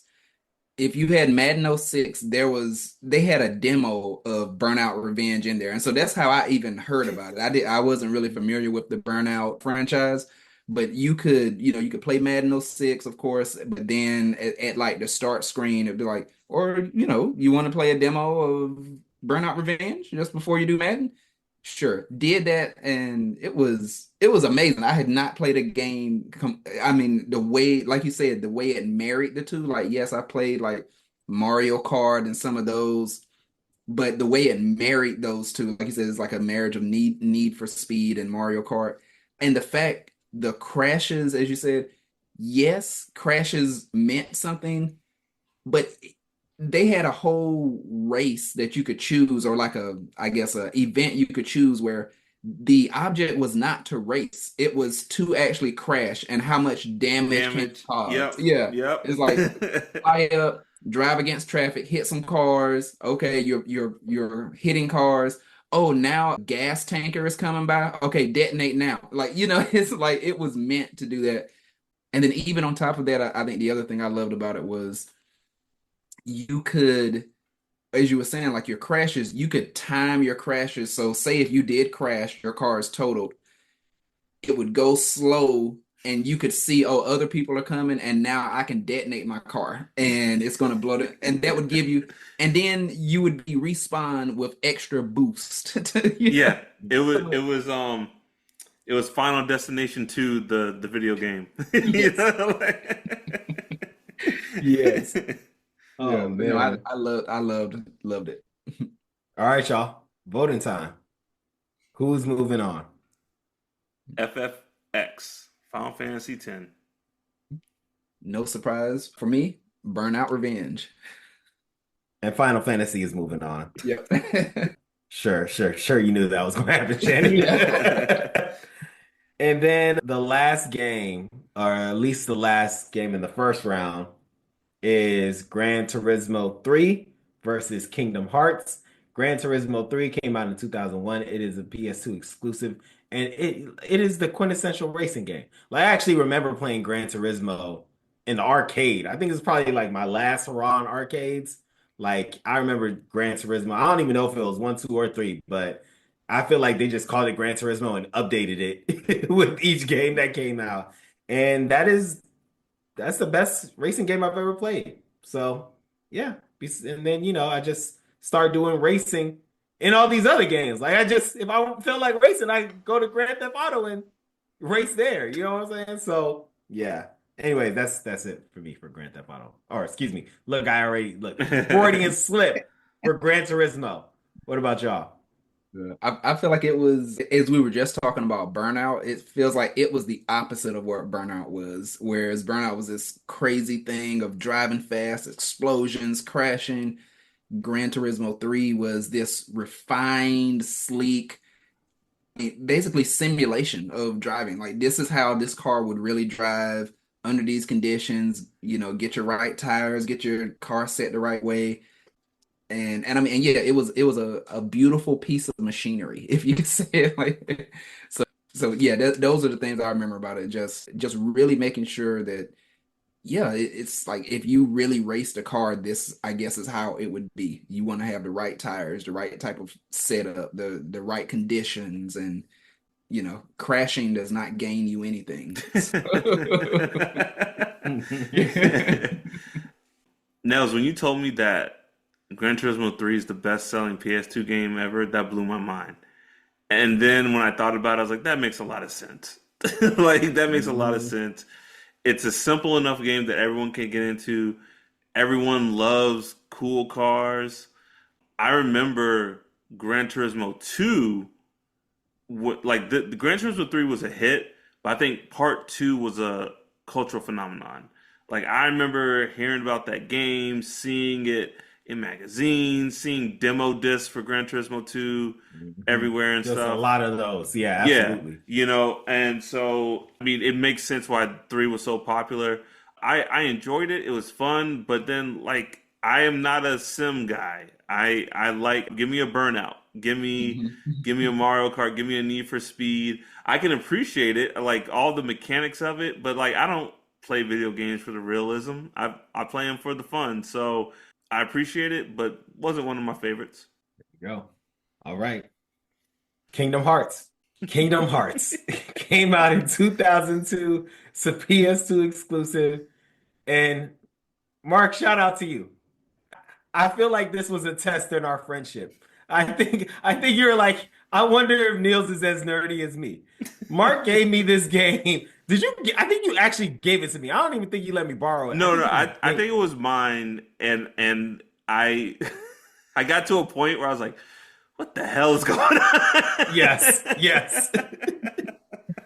Shannon, in case you can't tell, this summer it was just video games. Me, Mark, and our mutual friend, all we did this entire summer was play video games. Every now and then we get up, they play basketball, or we go somewhere, hang out. If that wasn't happening, it was video games every single day, the entire time. Sorry, Mark, but please continue. No, man. I remember when I first heard about this concept that Squaresoft was making an RPG game based on Disney.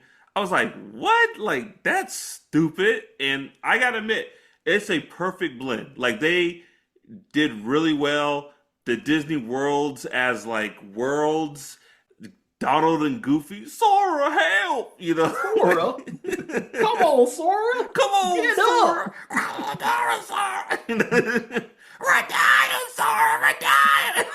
But you got to be careful. If Donald Duck is your favorite character, you can't play this game because you will hate Donald Duck after this game. Donald Duck is his job is to heal, and he is horrendous at it. So bad at it. He's terrible at it. At least Goofy's a ride or die. Yeah, Donald is atrocious. He is useless, and you can barely understand what he's saying. Whatever. Look. I'll say this. The concept blended very well. Now, as a story, I don't know what the hell they were doing, dog. This franchise makes no sense. It's like we're fighting a Heartless. What's a Heartless? Well, that's someone who doesn't have a heart. Well, then there are nobody. And then, Sora's not a clone, but this clone of his Heartless is a clone. And I'm like, what the? Well, Riku is a Heartless, but he was originally a clone. But now I'm like, what the hell is going on? Who is who? And I feel like it's difficult it's just convoluted for no reason. Whoever wrote the story to Kingdom Hearts, why? What? And Mark, the cherry on top, this is a Disney game. Your most prized IP, Mickey Mouse, is just seen like fighting a little bit with his own Mickey Mouse keyblade. You see him for like 3 seconds, and you don't see him again. It's like, and they're all the king's gone, and we gotta find the king. He's like, oh boy, and then oh, Heartless, it's a Heartless Sora. Oh, gotta get him, Sora. That's hilarious. Oh my God, that was so funny. Oh my God. And then, Nels, there's... Okay, go ahead. Is it the end of part 2 or part 1 where you get that backstory? It's that cutscene, and it's that really cool... Is that the end of 2? No, it's in 1. Yes. It's in 1. But then you're like, who the hell are these people? That's the start of 2. Yes. That's the start of 2. Who the hell are these people? Like, the Keyblade wielders. It's like, well, what's a Keyblade? Oh, what is this? I put my heart in the Keyblade and blow Sora. I'm like, what? What do I do? Where do I go? Who's the bad guy? Hey, but it's so much fun. It is such a fun game. I don't know what's happening. I can't explain a thing, but it is such a fun game. I have literally watched an hour-long plus video explaining all the...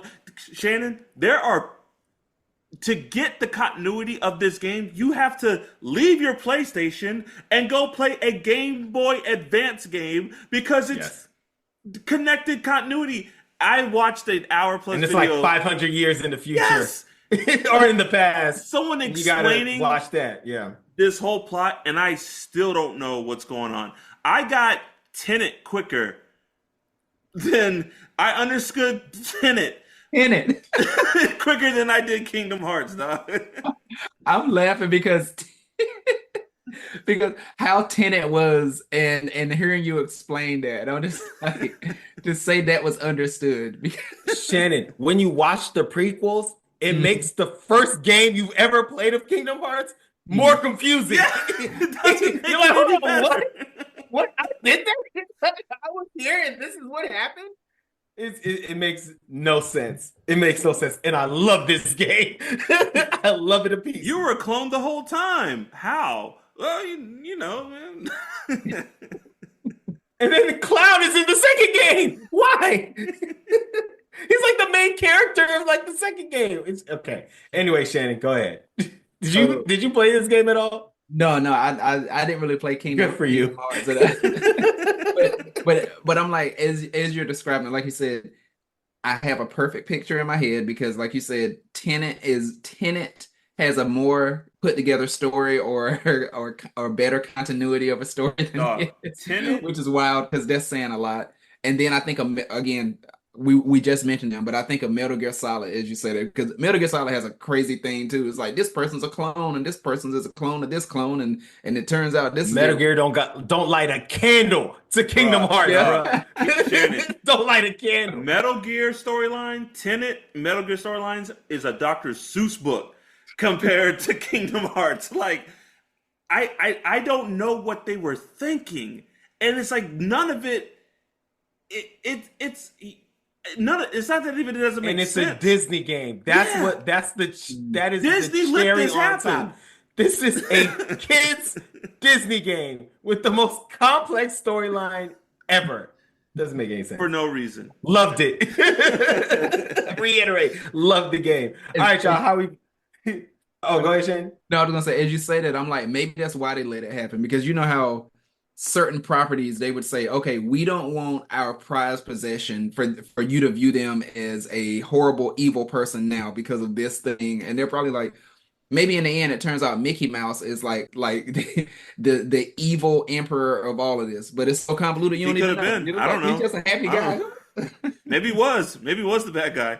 I only saw him for The whole 3 time. seconds, Shannon. Just Oh, that's there's all the I king. saw. You spent 8 hours trying to get to that guy. There he goes. See ya. Oh boy. See you later. All right, y'all. So how we voted in the last game? Did it again. Gran Turismo versus Kingdom Hearts. With all that said, I'm gonna give it to Kingdom Hearts because again, that intro song, simple and clean, one of the best. Just one of the best. I gave that game so much time in my life because of Simple and Clean. Because of Simple I was and like, Clean. a game with an intro song this good has to be fantastic. It's true. Even It's true. as someone who has not played Kingdom Hearts, the way you all explained it, I'm going Kingdom Hearts, and I have not even. Unanimous. Unanimous. That is hilarious. Yeah. Okay. All right, y'all. We ready to the next round? Yeah. Next, we have Dragon Ball Z Budokai 3 versus Def Jam 5 from New York. How are y'all voting? I'm giving it to Def Jam, dog, because like I told you, there's better Budokai games out there, but this is peak Def Jam. There's only 2 of them, but this is the peak. I'm giving it to Fight for New York. I will say it was one of a kind or 2 of a kind, really, in terms of what existed. But y'all know me. I hold hardly nothing. There's only a few things I hold above DBZ Budokai, and that's mostly like my religion, my family. There's not much else I hold. But no, I'm gonna go Dragon Ball Z. Yeah, Def Jam's moving on. Yeah. And I'm shocked. I am shocked. Shannon. Your boy, Yeah. I'm shocked. Shannon, let me just say this. I went on to eBay. A copy of Def Jam, the cheapest one on here for Fight for New York that I can find is $120. Mm. That's wild. Yeah. Like people are paying like $180, $200 for a copy of Def Jam Fight for New York. Yo, Damn, this how much is Vendetta going for? yeah. Video It's gotta be games. ridiculous. I don't know if y'all looked at like video game prices now have no meaning. It's like It's ridiculous. Mhm. Yeah, it's crazy. I mean, when I found the emulator thing I was telling y'all about, I mean, and it turns out it doesn't do PS2 games, but it showed the list of them. Man, I saw Def Jam and all of that. That thing broke my heart when I found out I couldn't. And believe me, I was a couple clicks away from being like, look, this iPhone might have a virus, it might shut down, but can I play Vendetta or Fight for New York? Luckily, I made the right choice. But no, I see it has you ready to risk it all. There you go. All right, so Def Jam is moving on. And next is NBA Street Volume 2 versus NBA Live 2003. Yes, We know the NBA is going to be the first three letters. yeah. I'm gonna give it to Street. I just EA Sports big. They were in their bag around that time. They could do no wrong. We all loved 03, but like Big is just a classic. Just forever. It's a classic. Yeah, truly, I got to roll with that as well. Like Live 03 was great, but yeah, Street, to my knowledge, they only made like 3, maybe 4 of them. Like the other ones weren't as great. I think like There was one after 2? Yeah. No, they made I a didn't even know 3. It wasn't that great. Like 2 was peak. Like mm, they try to get a little bit more gritty with 3. Like what was it? There was and 1, and then there was that other league.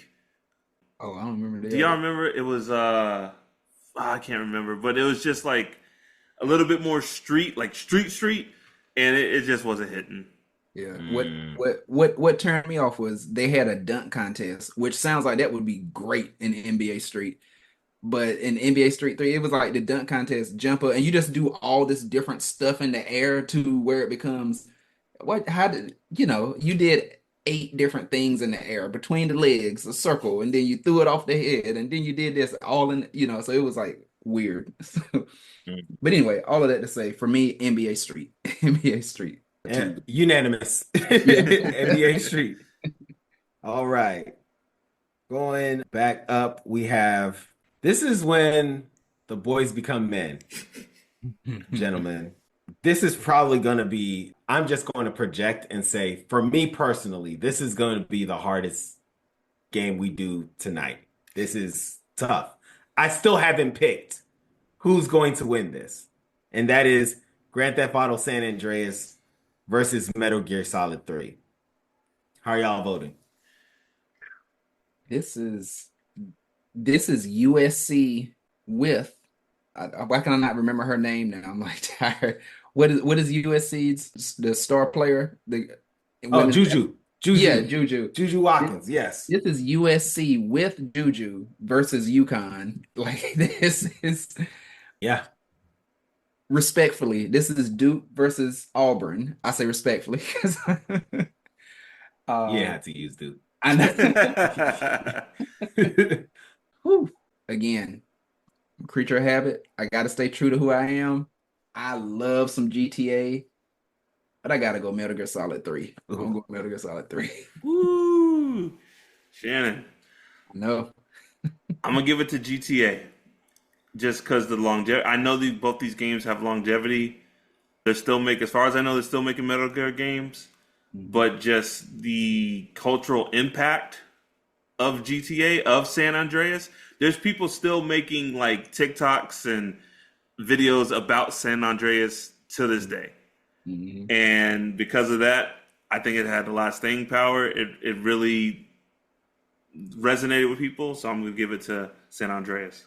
That's unfortunate that I have to decide between these two games. And it is what it is. Metal Gear Solid is moving forward. Oh God! But let me say this. And I feel you I really feel in your terrible. heart of hearts that Metal Gear 3 is better than San Andreas. You can honestly say that. That game is so good. Metal Gear Solid 3 is so good. I can't knock it. Metal Gear Solid 3 is so good, bro. It's It's my favorite game. You know what I'm saying? I am disgusted. No, I'm not disgusted. The only thing about Grand Theft Auto San Andreas is like when I was like researching this, I was like, man, I want to play this game right now. Like, and like that is probably the one thing I will put it above with Metal Gear Solid. But like that's probably the greatest story I've ever seen in a video game. And it's kind of hard for me to vote against that. Like, I don't know if CJ story is like the greatest story I've seen in a video game. It did have a But twist. man, I had fun playing it. It did have a twist. It sure did. But Metal Gear Solid had several twists, bro. You know what I'm saying? Multiple twists. So yeah, I gotta go with Metal Gear Solid. So Metal Gear Solid's moving on. Okay. Last game in this round is Final Fantasy X versus Kingdom Hearts. Mark, you're disgusted on. You're so disgusted on Grand Theft Auto. I just like I don't know. It's fine, guys. It's fine. It's disgusting. Hey, I'm gonna say mine first because y'all truly know. I'm just gonna say, as someone who has played neither, I mean, I'm gonna say Kingdom Hearts because I love that description. But now I will let y'all do the real heavy lifting here of describing and fighting. Nels, why don't you go? Yeah, I'm going Final Fantasy. I'm going Final Fantasy X. Yeah, Kingdom Hearts is fun, but Final Fantasy X, I also understood the story too, and I was having a good time. I agree. Final Fantasy, because even the ending of Final Fantasy, you're kind of like, huh? You know, but at least I could get there and like understand, well, this is the end. But I tell you, like Kingdom Hearts, do y'all remember before GPS where you had to print your directions on MapQuest and you would have your sheets of paper, you're like, I gotta go here, and then you would lose a sheet or you would drop one, and then you get even more lost, but then you can't find the sheet or you left the printed sheet at home. Yeah, that's Kingdom Hearts. Yes. Something got lost and you're like, well, what the hell? Where am I supposed to be at? This says on 8th Street and this says I'm supposed to be on the highway and all the middle is gone. That's Kingdom Hearts. And there's no hints. There's no hints. They'll let you go travel back into this world you just solved all the things with, and now you're just fighting Heartless all over again, just fighting like crazy. And Donald, who's supposed to have your back, ain't doing a damn thing. So you're just fighting all for you've been going the wrong way for like the past 5 hours, man. It's a bull. And then the other thing that would make me mad about Kingdom Hearts, you would be like, oh, we're going into the Lion King world or whatever. Yo, Simba's dope. I want Simba on my team. See you later. Never again. Nope. Never see Simba again. You stay with that's the most upsetting part of that game. You stay with Goofy and Donald the whole time. You're like, yo, Hercules put in work. Hercules is nice on my squad. Oh, thanks a lot, Sora. See you later. I was like, please come with me. Oh my goodness. Yeah. Anyway, so Final Fantasy's moving on. All right. Semifinals. Def Jam, Fight for New York versus NBA Street Volume 2. Which one picking? I'll say on this one, because I know it was like one of a kind. And I just know because of, I don't know, the way the music industry works, I'm already giving a hint, because of the way the music industry works today, streaming, the fact that people don't really want to go head to head in that type of thing. And people are just afraid. I think game studios are just afraid to try something new, like not a new mechanic, but like a new even concept. I know I will never see anything like it again. So I'm gonna go Def Jam Fight for New York. Yeah, I could alone just watch the specials, the blazing attacks for this game. I could sit there and watch everyone's character. The impact, like you felt like you were hurting someone. These are zeros and ones. These characters, there's a bunch of zeros and ones, but you felt like you were breaking necks and crushing skulls, and it's hard to do that. It's hard to get that feeling from a game. So I got to give it to Def Jam. Yeah. So Def Jam's moving on to the championship, but I picked NBA Street. And shout out to Husto. So I went and visited him when he was going to school in Orlando. And this was during college. So I think he was like at work or somewhere, and I was just chilling in his apartment. And he had NBA Street Volume 2. And I was like, oh, I ain't played this yet. The next 6 hours, I am playing this game. Maybe 4 hours, 4 to 6 hours. I am playing this game. That is all I'm doing. Huso's like, hey man, I'm off of work. Come on, let's go hang out. Let's go enjoy Orlando. And I'm like, nah, man, I'm good. You can go do your homework or something. I'm chilling, man. I got exactly what I need over here. So shout out to NBA Street. But Def Jam is moving on to the championship game, where it will face the winner of Metal Gear Solid 3, Snake Eater versus Final Fantasy X. Do we even have to vote? Are we gonna play this game? Are we gonna?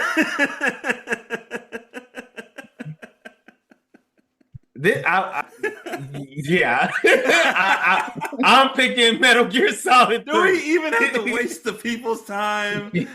I'm picking Metal Gear I Solid wonder what's 3. going to win this one. Would have been wild. I'd be like, Final Fantasy X. It's all right. It's all right.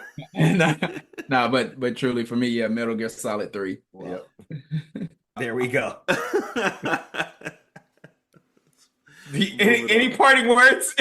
I was gonna pick Final Fantasy X just because I do think it, and Metal Gear did this too, but I do think it was like, we have a new game for a new system. Let's turn it up, and it changed Final Fantasy games. Like you could look at all Final Fantasy games and pick like, okay, this one changed the franchise. 7 is probably a staple, but like 10 was one of those games. For all Final Fantasy games after 10 were different than they were before 10. Agreed. And it's, again, my favorite Final Fantasy game. And so now we are in the championship. Def Jam, Fight for New York versus Metal Gear Solid 3. Which game is the greatest PlayStation 2 game according to Pop Cult Crew, specifically in March 2025? You know what, fellas? Let me go. Let me talk. I hate you guys for putting me in this situation. Because as soon as you, I was like, there's no hope. As soon as like you picked Metal Gear over GTA, I was like, this is how this is going to end, and it's going to be a travesty. There's no hope for anyone else. But hey, it's fine. You know what? I'm gonna maybe surprise you guys, and I'm gonna give this to Metal Gear Solid 3, just because that franchise is amazing. It holds a special place in people's heart. But 3 really, really changed the game for a lot of people. And it took advantage of what the PlayStation could do, and what Snake could do as a character in 2 versus like what he could do, what you could do in this world in 3. I feel like that game stretched PS2 to like its limits, and it did some really amazing things. I'm not gonna lie. So, I'll give it to 3. If I have to compare it to Def Jam Fight for New York, the pragmatic side of me has to give it to Metal Gear 3.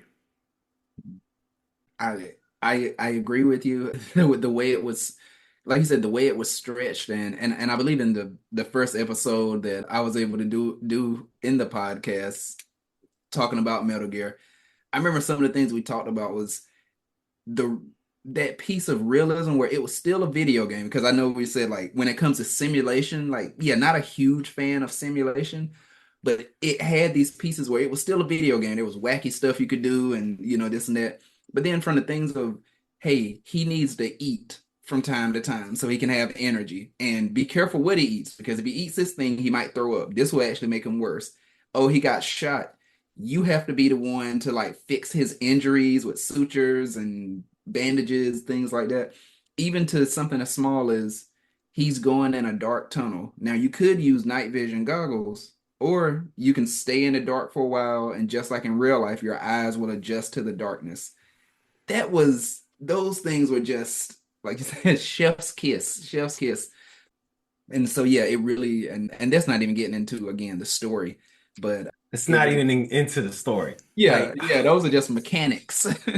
But yeah, like you said, it really stretched what the PS2 could do, and it's just overall, it's an amazing game. I would play it right now if I. Man, I'm about to go play Mega Side 3 right now. Good luck. Yeah. so the let me just paint a picture, and then we can tie it in a bow. The first Metal Gear Solid, at one point you have to switch your controller out and put it into another thing just to beat one of the bosses, right? And then you end the game fighting your twin that's also a clone. That's how the first game ends. And you're like, well, this can't get better. The second game, you're only Snake for like maybe the first level and a half. Then he randomly shows up again, but you're a whole nother character. But the game is better than the first Metal Gear Solid. And then the third one. But then you mentioned just how it ends because you were like, how it ends. Then you end with fighting the president on top of a on top of a huge robot. With a samurai sword. There's all around you. And I was late to football practice because I had to kill the president with a samurai sword. And I was like, you know what? These are my priorities. Maybe I'm not going to be good at football because I have to beat the president with the samurai sword. Oh my goodness. Yes, I forgot about that. Continue. And so you get that. And then you go into this third game where all the things that Shannon said. And then you realize you are the big boss of the entire franchise. All the other main characters are clones of you. And you are as demented as everyone else who is a leader in the entire military complex. And that's still not the best part of the story. I still haven't even mentioned the best part of the story. And that's why I am proud that this is the winner of our tournament, because this game is so good. Yes, there's confusing parts when you think about the entire lineage and you talk about clones, because it just gets really confusing. But the fun that you have in playing this game, the ridiculousness stuff that's in this game, it is, Mark, the best way that I can explain it is Zelda, but you're a spy. It is Zelda, but you're a spy. Each time you go against a boss, you have to figure out this new thing that you picked up. You have to figure out a particular way to kill that person, and then you kill it, and then you move on, and like as a spy. Yes. And you just go about your business. It is adult Zelda. Snake got a new cloak. Yes. Like, now Snake can use this QC move. So yeah, man. I'm proud that this game. Any last thoughts, y'all, as we wrap up the podcast? Damn you two for putting me here, but I'm glad. Shinny, so you've played all the Metal Gears, right? Nah, so I have played all the, well, I'll say it like this. It gets a little confusing, Mark. Yeah. Just to let you know. So I played Metal Gear Solid 1, 2, 3, and 5. I never played 4, but 4 looked like it was fun, but it was on PlayStation 3, and I never had PlayStation 3. And then they had a couple of Metal Gear games that were on maybe like PSP, and then even back to Nintendo. Yeah, and I they never had Metal Gear was the game. Metal Gear. Yeah, and I never played those. And then there was one that I think it's that type of thing when we're like, oh, but we don't mention that. There was a Metal Gear Survivor that came after. Yeah. I never played that one, but it was like horrible from what I understood. We won't talk about that game. We won't talk about that. Is out of what you've played, is the 3 the best story? Yes, I think so. No, 3's a prequel, isn't it? Yeah. Yes. It is. Yes. It is the origin of all of Metal Gear. Yeah. Which is also wild because the way they make the games, I don't think any of the games came out in chronological order. Technically, maybe Metal Gear 1 and 2 did, but even then, when 3 came out, that was a prequel to all of that, you know? Yeah. Yeah. So is it safe to say like Metal Gear is a game about mechs that you never play a mech though? Do you ever get in a Metal Gear? Oh, yeah. Okay. Yeah.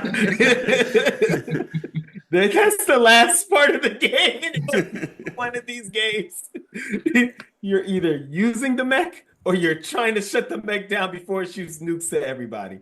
That's Mhm. how each game ends. Oh man, it's such a good game. Mhm. Such a good game.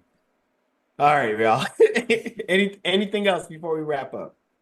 I mean, just shout out to PS2 as a console. Like Mhm. it, one of the best of all time. It just like we say it wasn't the '90s, but you had to be there. You just really had to experience.